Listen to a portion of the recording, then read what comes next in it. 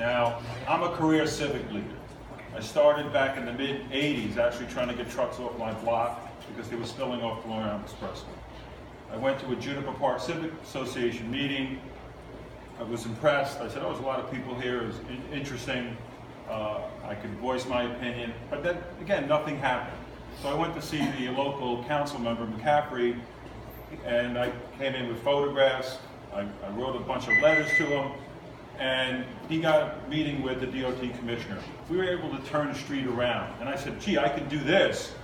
I could probably do more for my neighborhood and protect our quality of life. So we're going to keep electing career politicians.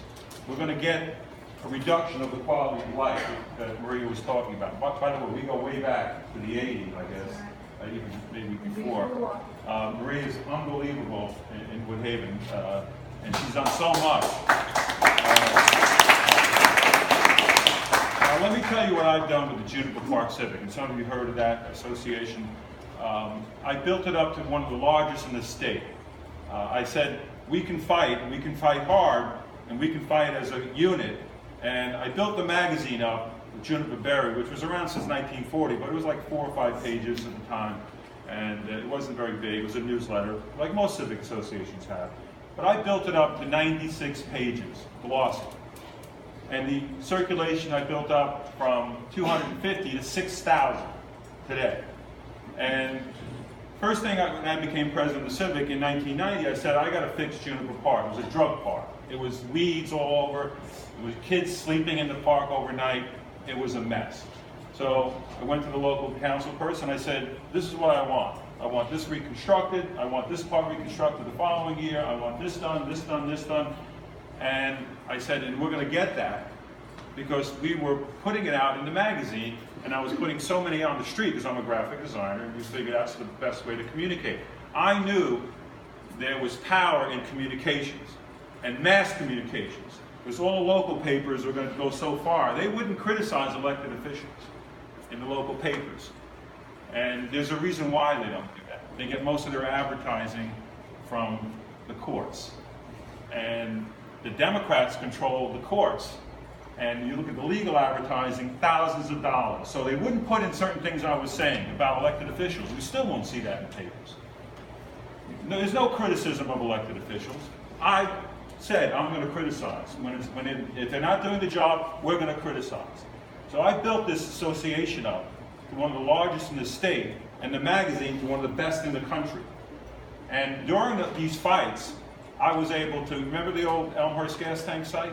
That was going to be a Home Depot. And we only had a few months to change that. Yes, we did. We changed it, we fought, we got together, we protested, and guess what? The city got it for, they bought it for $1 from Keyspan. I don't want to get into the whole story, but that would have been a Home Depot and a shopping mall. Today, it's a beautiful park. And on the homeless situation, if you're going to accept career politicians who are not going to fight de Blasio and accept homeless shelters in your neighborhood, then vote for Elizabeth Crowley. If you want that, if you want homeless shelters in your neighborhood, and if you want community jails, vote for Elizabeth Crowley, because she wants to close Rikers. It's a land grab. Rebuild Rikers. It's 400 acres. Rebuild it. Why do you want to close it? Because the developers want it. 25% of her money comes from within District 30, your neighbors. 80% of my money comes from this district.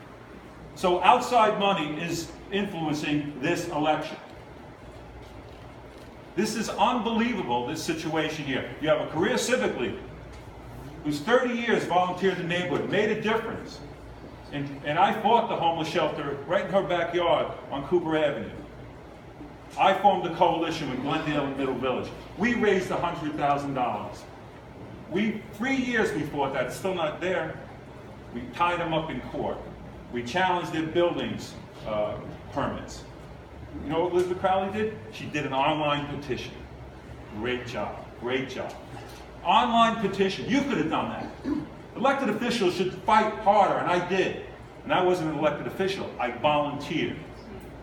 Same thing with Maspeth. I did the same thing in Maspeth when they were trying to open the Holiday Inn Express. We were out protesting every night.